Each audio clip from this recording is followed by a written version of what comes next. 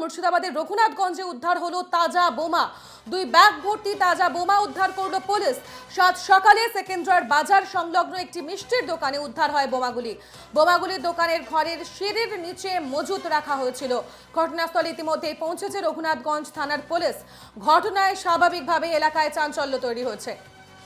মুর্শিদাবাদের রঘুনাথগঞ্জ উদ্ধার হয়েছে তাজা বোমা এবং ইতিমধ্যে এই ঘটনায় চাঞ্চল্য তৈরি হয়েছে। ঘটনাস্থলে পৌঁছেছে রঘুনাথগঞ্জ থানার পুলিশ। কে বা কারা এই বোমাগুলি রেখে গেল তার খোঁজ করছে পুলিশ। আমাদের সঙ্গে টেলিফোন লাইনে রয়েছেন প্রতিনিধি বিনয় রায়। বিনয়, এই বোমা উদ্ধার ঘিরে ইতিমধ্যে চাঞ্চল্য তৈরি হয়েছে গোটা এলাকায়।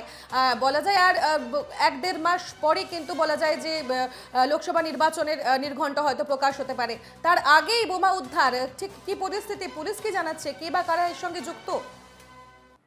দেখো, একেবারেই লোকসভা নির্বাচন যত এগিয়ে আসছে মুর্শিদাবাদ জেলায় এই প্রথম কিন্তু নয়, একাধিক জায়গা থেকে কিন্তু এই বোমা উদ্ধারের ঘটনা উঠে আসছে।